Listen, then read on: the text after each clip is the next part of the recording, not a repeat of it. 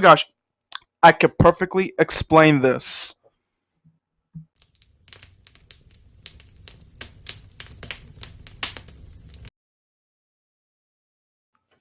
Hello, chaps. This was an unexpected visit. As you just witnessed, I was using my eye sockets and ear holes to watch Sword Art Online, or SAO for short. I'm not going to say this show is a masterpiece or anything, but it could have been an amazing show. The only reason why I watched this show is because in the beginning it had me, it hooked me. But ever since then, I keep hoping that the show might end up remotely like how it was in the beginning, or at least something like that. Yeah, I don't think that's gonna happen anytime soon. So, in today's session, we will discuss, well, not we, since it's just me in the basement and you guys don't talk. I mean, I hear voices, but I think those are just the ones in my head. Anyways, I will discuss about Sword Art Online. Now take a seat, both humans and non-humans out there. Yes, including you, Ken. What a weird name, Ken. Yeah, I see you there. Sword Art Online is a light novel series. Okay, I know these came first, but yeah, I'm not discussing the light novels. I'll be talking about the anime. I will discuss the best part of the show and tell you when the show goes downhill. So, spoilers? I don't know. I mean, the show is still ongoing, but I'm mostly talking about the first arc from the original season. Sword Art Online is a show written by Reki Kawahara. I probably butchered the last name. It's the hard part. I don't speak Japanese, it's not my first language. My first language was Java, but it's not important. Anyways, the show has a strong beginning that I am disappointed that it ends up losing its strengths. The show starts off with some world building. The year is 2022. So it's the future, but not that far into the future. I hope our timeline gets this technology that SAO has, because it's pretty good stuff, man. Anyways, we see our main character reading some gaming magazines. Then we hear about this new game called Sword Art Online, and it's officially out, and it's the first virtual reality massive multiplayer online game, or just a VR MMO game for short, on the new Nerve Gear. The Nerve Gear is a helmet with a visor that allows the wearer to enter the world of the game without making any person move their body. So let's say you got yourself a handy dandy Nerve Gear. All you need to do is lie down, like on a bed or something, and then put on your helmet and say, Link start. and then boom, you're in the VR world. So our main character gets a paper cut from his magazine, which makes me wonder what type of paper does his magazine use. I'm used to the glossy ones, and I don't know, maybe unless I gotta try real hard to cut myself with it, because the only papers that ever cut me are like flat, like construction paper and normal paper. I don't know, it's a strange magazine. Anyways, our main character, yes, that's what I call characters. I say character. I got a weird vocabulary, but our character named Kazuto Kirigara, me and Japanese names, we don't work, decided to log into the world of SAO, and this is where the show should have mostly taken place in. So the world of SAO, Kazuto Kirigara goes by the name Kirito, and from now on, I refer to him as Kirito, since one, it's much easier to say, and two, almost everyone calls him that even after Sword Art Online's main incident is over. As Kirito logs into the world of Sword Art Online, he is shown to be much tall, have long hair, and more angular face, and he's in this world that is a fantasy world that has some medieval vibes going along with it, with some magical world elements sprinkled in. Sword Art Online takes place in a world called Aincrad sounds right, I think that's it, which is a giant floating castle that has 100 levels. In each level, there's a huge landscape with an artificial sky, a weather, a day and night system. Each floor could have towns, bonus dungeons, and other cool knickknacks for other players to explore. Each floor has a main dungeon where the floor has a boss that protects the pathway that goes up to the next floor. It's a cool idea for a MMO. It makes the game evolve slowly over time as new floors are unlocked.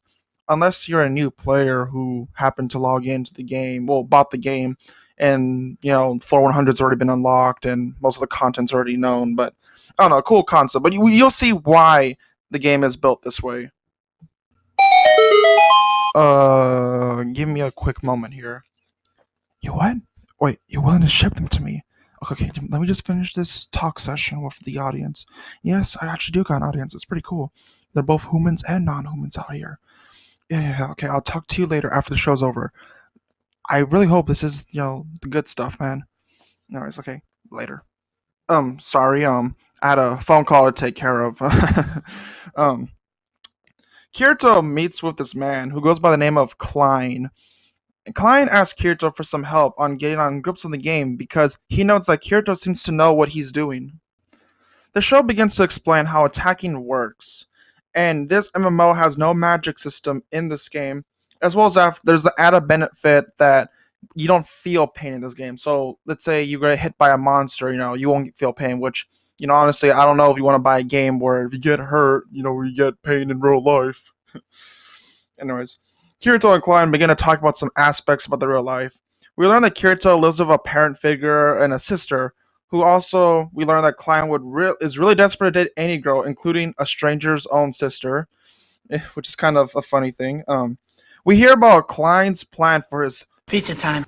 Sorry, pizza's really good. It's one of my favorite foods out there. And also, Klein has friends who camped outside the game store with him for SAO, and Klein is planning on meeting his friends and even offers to introduce him to Kirito. Kirito is shown to be socially awkward and is trying to say no, but Klein gets the picture and says maybe perhaps another time. Then, this is where things get down. Klein asks Kirito, "Where is the log off button?" The log off button appears to be the only way you could exit the world of VR, and Kirito knows how strange this is and calls it a bug. And also, Kirito notes that this will be a bad bug because it'll damage the reputation of SAO. You don't want a game that people were trapped in a game all of a sudden, it'll freak people out since this is brand new technology. Kirito just tells Klein that the devs would be able to fix this bug real soon, and both realize just how scary it would be if they just can't log off. Kirito says that his family would notice that he was, unable to leave his game, but Klein is worried since he lives alone. Then we hear the saddest news of the show. Klein's pizza is in danger. Rest in peace, pizza from 2022. Rest in peace.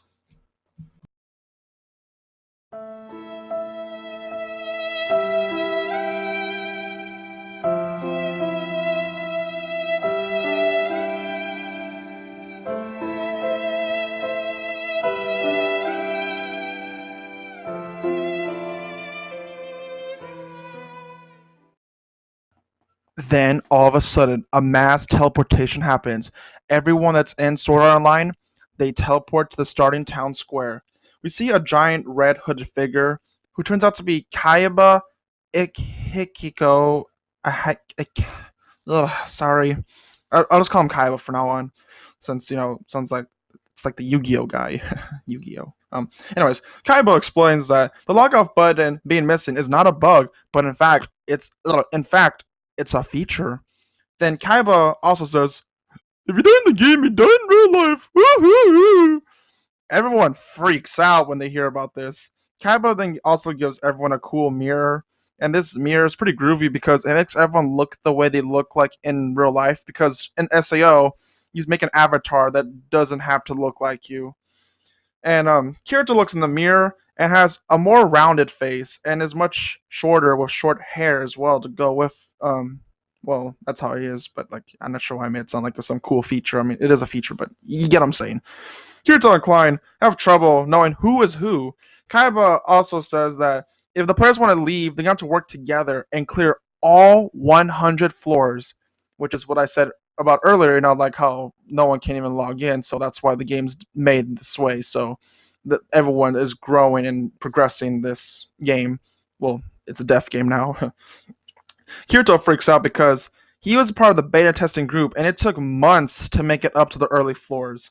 Kaiba then departs. Everyone screams and panics as they try to figure out how to leave this game. Kirito wants to take Klein with him, but Klein wants to help his friend. Kirito decides to go solo since he sees having a large group of players teaming up is more hard than having, a group of 3 to 4 players or more.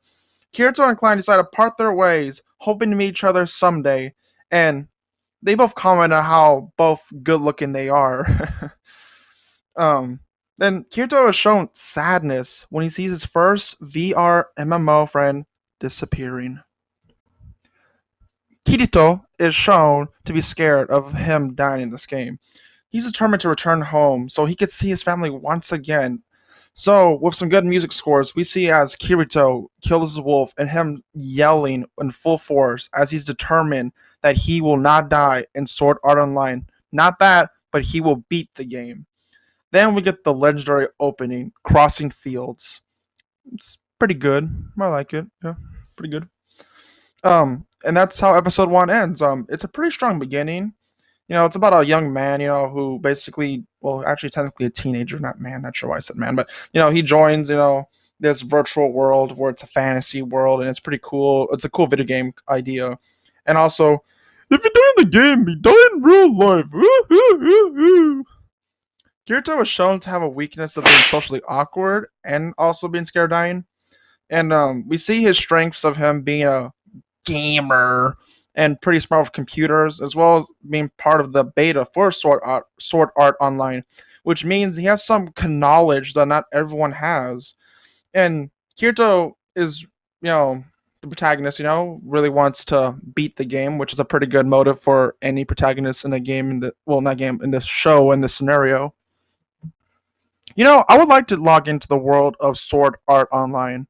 Well, a version that's much safer, like if you die in the game, you're practically fine for your real life body. Hoo. Yeah, I think I know how to do this. I practically gotta. I think I could do this without, this VR headset. It's gonna get some people, to slap on some glasses, and speed me up through a game. Upload me. Yeah, that's pretty simple. Now let me finish explaining the rest of the quote unquote good episodes of the series before we enter the downward spiral. Actually, I'll point out when we make it there. So, episode 2 is called Beater, which is an interesting episode. Kirito explains that 1 month has passed and many people have already died. These time skips kind of bug me because I would like to see what happened during that 1 month period, seeing people explore the mechanics of this game and stuff like that, but maybe the novel did it. I'm not too sure. Anyways, no one has beaten the first boss, and Dialbo, I don't know how to pronounce this guy's name, but we'll just go what I just said, holds a meeting telling everyone that they found the first boss. This gives hope to many players because this means the game is beatable. So during the meeting plan, everyone is planning to be in groups, and Kirito panics because he looks for anyone he could team up with. So just like being a shy kid forced into a group assignment in school, he scoots his way to the only person he could find that's not in a group, a red hooded figure. The red hooded figure is named Asuna, and they agree to party up with Kirito. Then we meet one character who I'm not a big fan of. It's Kabu. I'll just put the name on screen for you to hear. Anyways, he demands that all beta testers should give up their gear and money because it's not fair.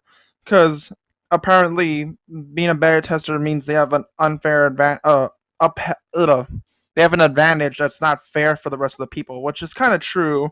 But then my main man, Egil, defends the beta testers for making the guidebooks and that everyone has that are for free. Egil's one character I really wish the show would explore more on because he's a pretty cool guy, honestly. After the meeting, Kirito sees Asuna in a town eating bread.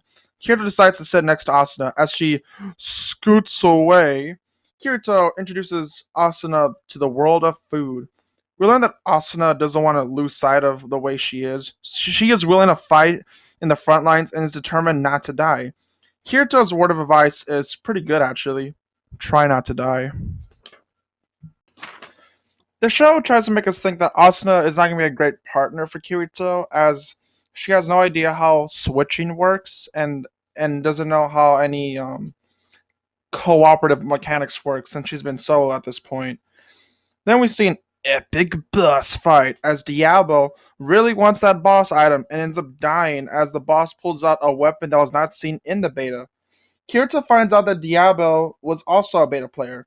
Diablo is given a potion from Kirito, but refuses it for some weird, dumb reason. I don't know, man. Like, you're gonna die, but there's a thing that will fix your situation, but no, he refuses it. And it's even weirder because Diablo wants Kirito to defeat the boss so everyone could be safe. And then Kirito's shocked when Diablo dies. A person just died right in front of him. He thinks how Diablo was much better than Kirito because he cared for other people, while Kirito was only fighting for himself so he could stay alive to live another day. Kirito also decided to go full anime sword fighter mode and start attacking the boss.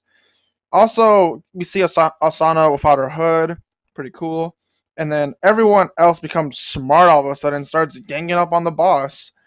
When the boss is almost dead, Kirito slices the boss while he's screaming as loud as he can, and that actually works. Everyone cheers on until Kabayu, just gonna put the picture on the telly, then assumes that everyone's death is all Kirito's fault because Kirito noticed the sword was different. I mean, the guidebook said it was a certain weapon, and the boss put out a different weapon, which I don't know that equals beta tester. Like it could be that Kirito was really knowledgeable with his swords, but yeah, everyone besides Kirito's future friends start whining and call Kirito a cheater and a beta tester. It's all his fault. Then Kirito tries to find a way out of the situation, so he decides to embrace the idea of him knowing and what happened and begins to laugh like a mad lad. Kirito is then given this dumb nickname, a beater, which is basically the words beta tester fused with cheater, which equals beater, which makes me think of egg beaters, honestly. And basically, once he's given this name, he says, "Yeah, yeah, I'll go with that name." And then he puts on a cloak that was given from the boss and begins to leave. Then Asuna stops Kirito as she's wondering how did he know her name. And then Asuna then learns how usernames work in this world. Kirito gives Asuna some great advice that she should join a guild, and not to stay as a solo player forever. Kirito did something I would never do. He goes solo. um, then the episode ends with amazing credits theme, which is interesting, sung by the same voice actor as Asuna. This episode was pretty interesting for character building and showing how death matters. We just lost some interesting characters and had some good suspenseful moments. Episode 3 is actually my favorite episode of the whole series. Kirito hangs out with this guild called the Moonlit Black Cats that he just recently rescued, and he's asked about his level. He lies about his level, so he could basically make the characters feel like he's just like them. And then he's offered to join, and then Kirito decides to join. So Kirito joins the Moonlit Black Cats, which includes 5 other guild members, not including him, which makes a total of 6 people now. Kirito then helps grind with the Moonlit Black Cats and begins to bond with them. Kirito wishes that the leader of the Moonlit Black Cats could join the leaders of the Salt Team because Kirito feels like they need more people that think like the leader of the Moonlit Black Cats. When Kirito goes on a night stroll, as everyone else does, he sees Klein and his party members grinding up some monsters, and Kirito and Klein have a little chit chat, and Klein notices that Kirito joined the guild, and Kirito leaves, but as he's leaving and enters another town, he gets a message from that Sachi is missing, and that he should go look for her. So, with detective skills, he manages to find her underneath a bridge. We then learn that Sachi is pretty much scared of dying in this game. Kirito does his best to calm her down and thinks about how there might be other players out there that have are practically like Sachi. This is something that seems realistic, and I kind of like that. Kirito then tells Sachi that, "Oh, you're not gonna die, and we'll clear this game real soon." Kirito is in his room and he gets a knock from Sachi that she really wants to sleep next to him because she's having restless nights and thinks that this might help.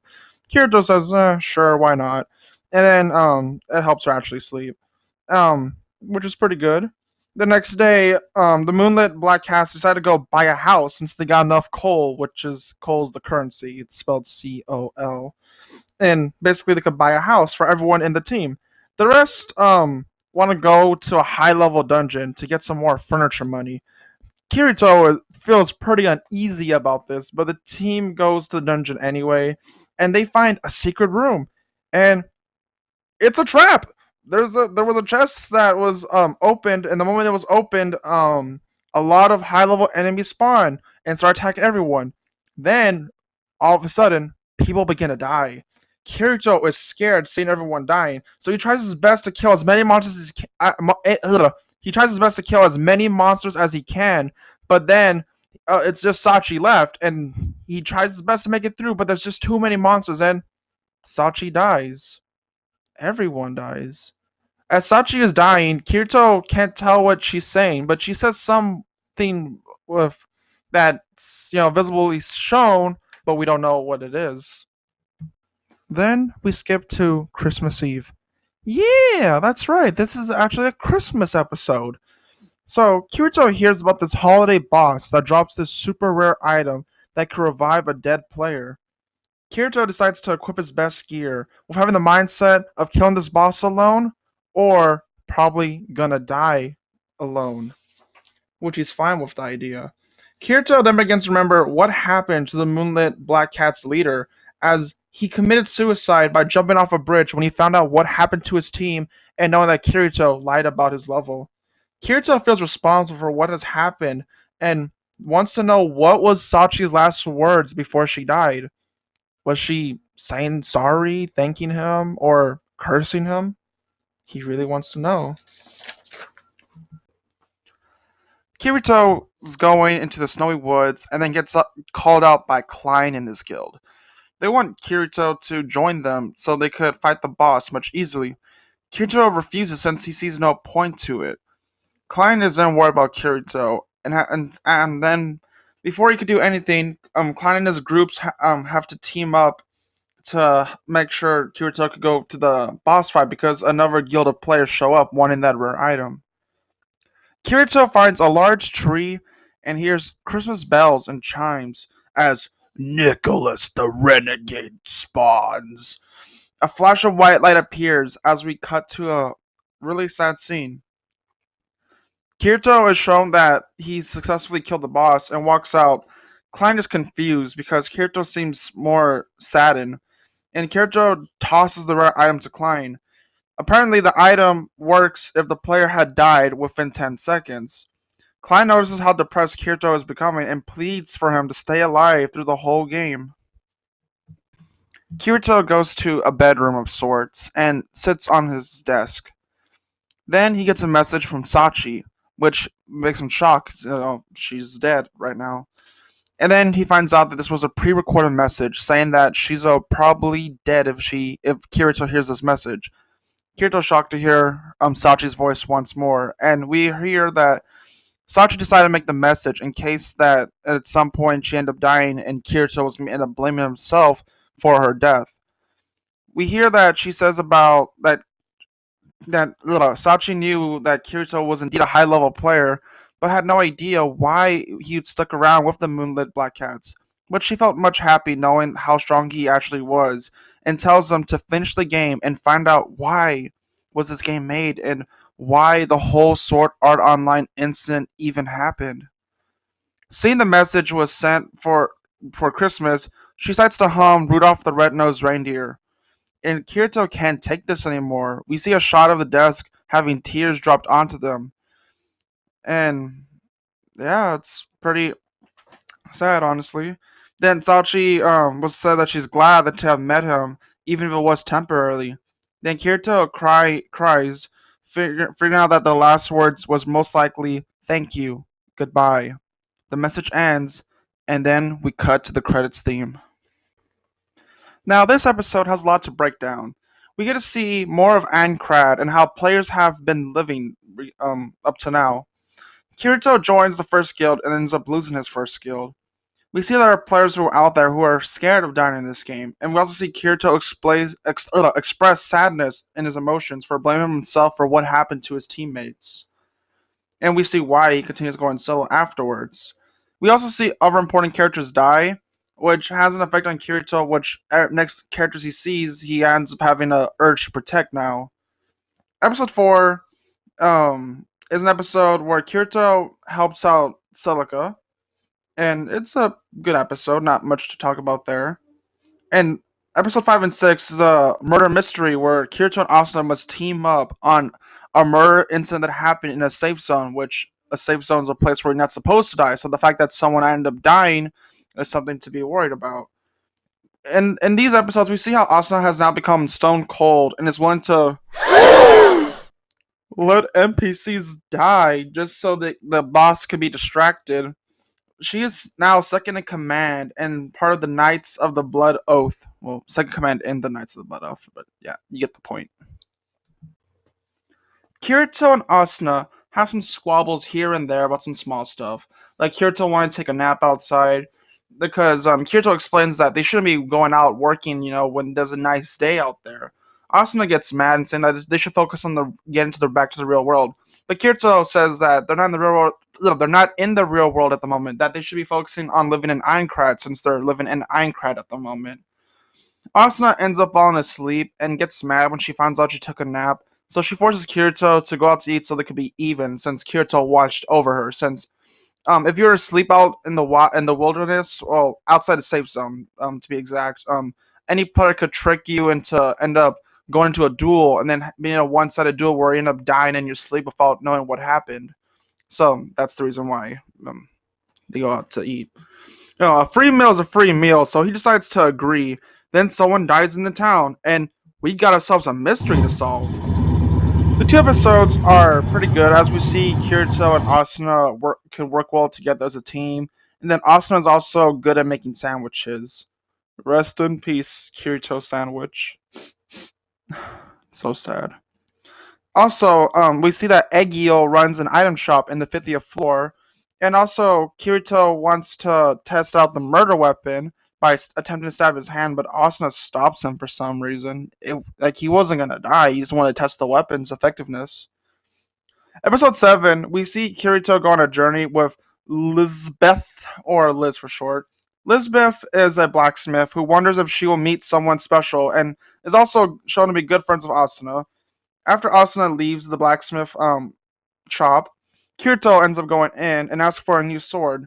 Lisbeth judges Kirito because she thinks that she doesn't have enough money. And Kirito wants a sword that's equal or even better than the sword he currently has, which will come into play later. Kirito tests out Lisbeth's sword on the sword he has recently and ends up by accidentally destroys Lisbeth's sword with his own sword. So Kirito and Lisbeth go on a mountain.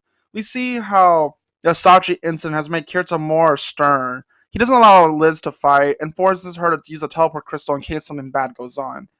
A dragon fight then happens and Lisbeth messes up and then they all get trapped into the hole.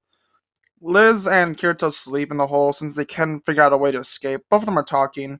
Then Liz begins to have feelings for Kirito. I don't really know how love between humans work. I think it's chemicals. I'm not too sure. I'll check it up next time. Anyways, when they wake up, Kirito and Liz use the dragon to escape, and then as they fall in a great distance, Liz confesses her feelings to Kirito, but Kirito goes, "What?" And he can't hear because they're falling down and the loud winds blocking the hearing, which sad noises. Oh no, oh no. At the end of the episode, Liz decides not to go out with Kirito since she sees him better with Asuna, which I don't know about that part, but I mean, they work out in the end, I guess. But anyways, Kirito gets his new sword and puts it away for a good while. This kind of triggers me because Liz probably would have been a great partner for Kirito. I would have liked to see that side of a story, like a what if story of what happened if they decided to go out instead of Kirito and Asuna. I don't know. I'm just really sad for Liz. The next episode, we see Kirito still being a solo player, and he comes across this rare creature, ends up killing it to get its rare meat. He attempts to sell it at Eggio's shop, but then they both are sad that they cannot cook this meat since they're not high enough in the cooking level. Then Asuna walks in as she was wondering where Kirito was since he's a solo player, and that's kind of concerning if someone disappears for a while. And then Kirito points out that you could just check, to see if we're alive, through the status. And then, yeah, that's a good point. Why didn't I don't know? I guess Asuna's not good with UI menus. Anyways, so then Kirito remembers that Asuna is a great cook, and then finds out that Asuna has maxed out her cooking stat recently. So they decide to agree to cook the meat together. But then they go to Asuna's place since Kirito probably doesn't have the cooking equipment to cook this rare meat.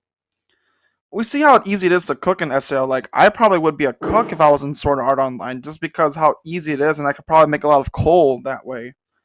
Kirito and Asuna talk about being in the game for 2 years has caused people to start being used to living SAO. Asuna and Kirito really want to beat SAO for those people out there that can't fight their way out and really want to get to the real world, and as well as because Kirito and Asuna also want to go to the real world. Asuna forces Kirito to join her party once again at knife point, I might add. So yeah, that happens. Both of them decide to grind up levels and end up finding the floor 74 boss. They panic when they see this boss called Gleam Eyes. I guess Gleam Eyes is kind of spooky, but I don't know. This is a humanoid boss with a snake tail. Nothing spooky, honestly. Kirito and Asuna decide to take a break after witnessing Gleam Eyes, and I guess the Gleam Eyes is a terrifying presence out there. Then, as they sit down, Asuna questions Kirito why doesn't he use a shield or use the sword that Liz has made, and other questions, since it's kind of odd that he still uses the same sword, and he's also a single-handed user, but not using the benefits of being a single-handed user.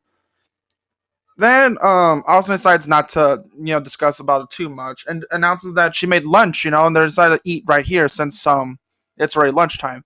Kirito's really excited about this.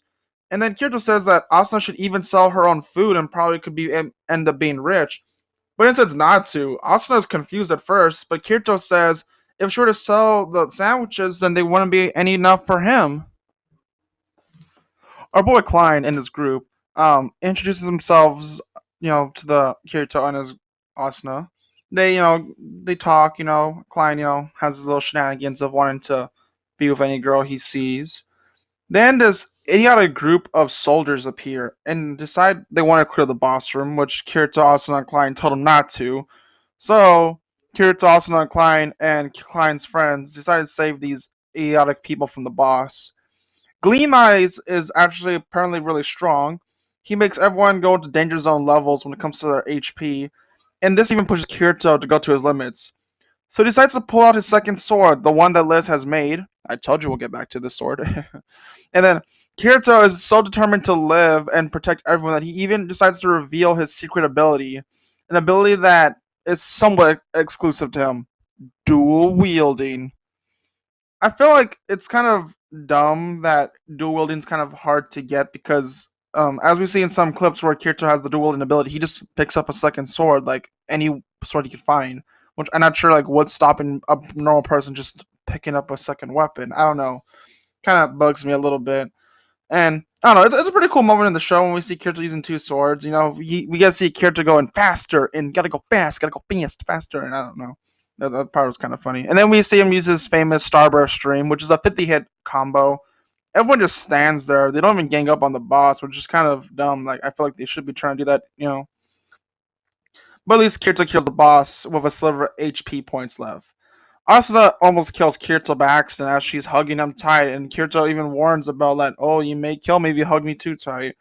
Everyone's glad that everyone made it out alive. Only a few people died, which, they shouldn't have gone there to begin with.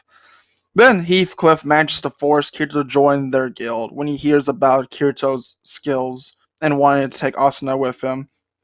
Kirito almost dies to the player, part of the Laughing Coffin, when he joins the guild because there was a player in disguise. And oh, I forgot to mention Laughing Coffin. They're prevalent in many episodes. They're a group of players that just want to kill other players for fun. So after all that traumatic experience of Kirito almost dying, Kirito and Asuna decided to become a couple, then also decided to get married as well inside the game.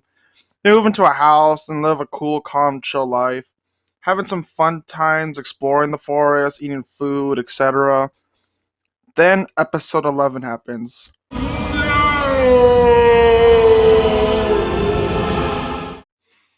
The first half is fun, seeing Kirito and Asuna acting like a couple. Then they find a child in the forest. Kirito and Asuna decide to take their child with them, named Yui, which they're not too sure if it's an NPC or a player or anything like that. The conclusion they came up with, it must be a player with a bugged UI. So they decided to go to see if they could find Yui's family. Yui starts off pretty simple. It's a pretty good. She has a good design. Gives me the protective instincts like automatically. Like I get must protect every time I, see her around. And then Kirito and Asuna, they're really good parents actually. I mean, then again, they just kind of skipped the baby part. They just went straight to child, which is kind of like cheating for parenthood. But anyways, so Kirito and Asuna, as I said earlier, go ahead and try to see if they could find Yui's real family, which they have no luck in finding. Then, as Kirito and Asuna descend down to this underground secret area beneath floor one, there's this cool, overpowered monster with googly eyes. Googly eye, googly, googly. Sorry, I really like that word. Googly. Googly eyes. And then we find out that Yu is not a player nor an NPC. Instead, she's an emotional support AI that went unused and is really overpowered as she just one shots this poor googly eyed lad. Rest in peace. And then Yu explains her life story about watching people and being over overwhelmed with negative emotions from all the players freaking out that they're in this death game, and she was forced to watch them without able to help them, which was causing a few errors to occur with her. Then Yui is about to get deleted by the system, and a computer with full control of the whole game appears. What does Kirito do? He apparently has master coding skills, which is somewhat believable since he's managed to make a computer when he was in middle school. And then he decides to free everyone from Sword Art Online. Nope. He just turns Yui into a piece of jewelry. Yeah. Then we get an episode about Kirito fishing with some old guy. Some pretty good episode. Kirito is fishing with this guy, and they team up to tackle down this bigger fish monster. It becomes an event that the folks gather around that live near the town so they can see this whole thing in action. The fish creature is killed by Asuna, which shows how capable she is on her own, which is kind of one of the last few things she does of being independent before. Well, after this arc, she just stops doing that. I mean, there was one time, but that was like a while back. Anyways, then Heathcliff calls Kirito and Asuna that they found some boss, and then like to come to their squad, again. Kirito and Asuna have a talk that they need each other for the boss fight. Both of them are scared of one of them dying over the other. And basically, Asuna wants to stick by Kirito's side, and Kirito's like, okay, I guess I got no choice. And then he actually kind of wanted to put Asuna somewhere safer, so he didn't have to worry about that. But Asuna would be scared if Kirito got hurt or died. Then Kirito finds out that they're technically on a time limit when it comes to Sword Art Online, as they're thinking that their bodies must be hooked up to some medical devices keeping their bodies alive, which wouldn't last too long. So, Kirito, Asuna, Klein, and Agiel, Heathcliff, and a bunch of other characters, background characters to be precise, go up against this boss. The new boss dies when everyone just gangs up on it. A few people did die, which kind of is shocking because it hasn't been a while since that happened. Kirito then uses his gut feeling and decides to attack Heathcliff. Heathcliff turns out to be Kaiba, being bored because it's kind of one of the most boring things apparently is to watch other people play RPG games, but I think people do that on YouTube. Just saying. Well, I guess an MMORPG. I mean, people do watch those, I think.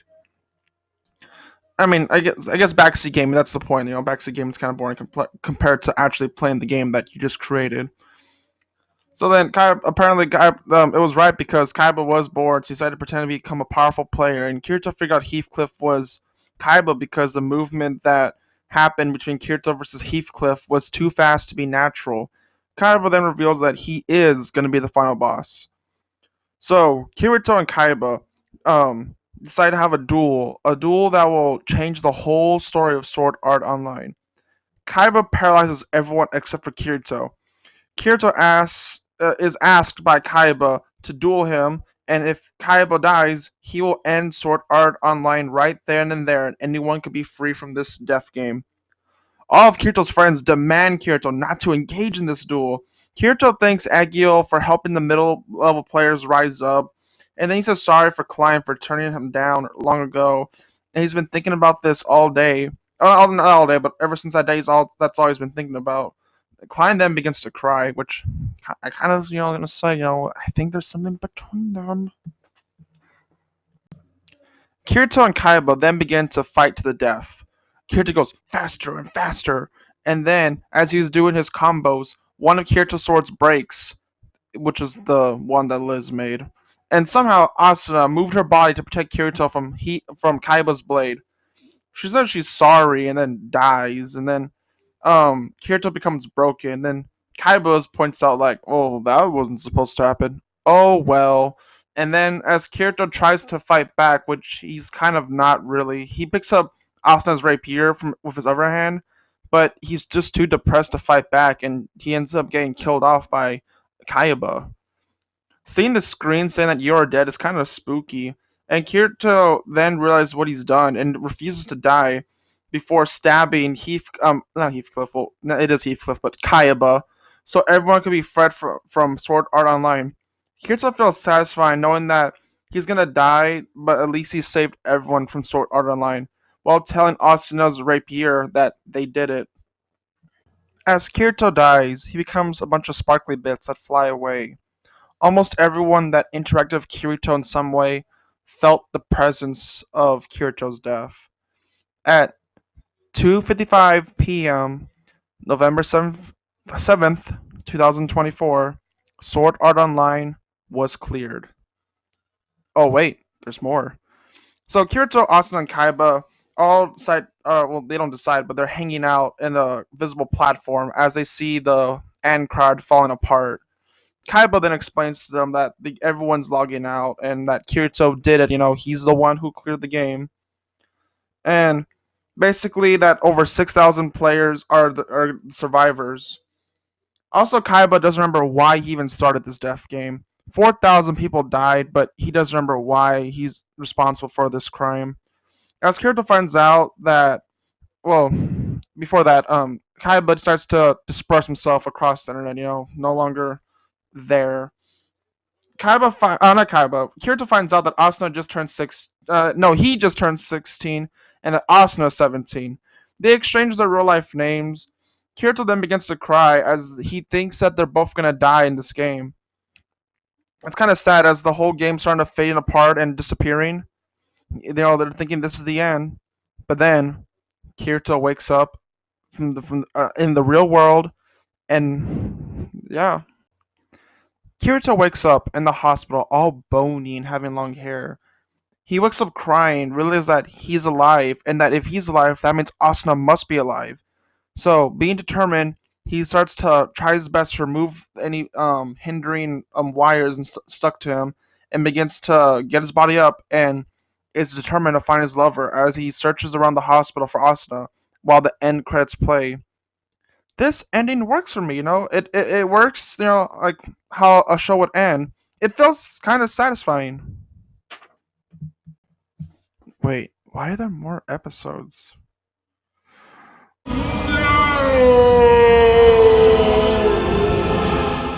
Welcome to Sword Art Offline, where the stakes are no longer as big as they were from the first 14 episodes. The show was the chosen one. It was to be a good show, not a great show, but like not as bad as it's now become. The reviews had the high ground, and we slain the show with our reviews. But ever since then, the show has just become a shadow of its former glory, trying to get back to what it once was. I only stick around because I crave that the show might someday be something like the first 14 episodes. The closest thing we ever got was the first arc from Sword Art Online 2 with Death Gun. But even the stakes weren't even that high. This is where I'll be putting a bookmark on this show. Perhaps in season 2 or season 3 of In the Basement, I will do another episode on Sword Art Online. This episode is long because I just wanted to thank my people, my viewers, my humans out there, non-humans, for watching my content.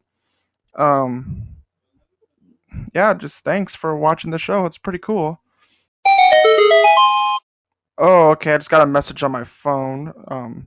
It's from one of my lackeys. He's actually planning to smuggle these pizza flavored ravioli that I've been seeking out for quite a while. I got to see if it's the real deal. I bid you all farewell, and I hope you'll have a good day or night. I don't know what time it is for you guys out there, or what time it is for me because I haven't gone outside in I think for quite a while. Anyways, I gotta go outside just to see what time it is and get my ravioli. Anyways, next review it's gonna be a video game because anime is too complex. Please take care and let's all exit the basement together. It's on the right.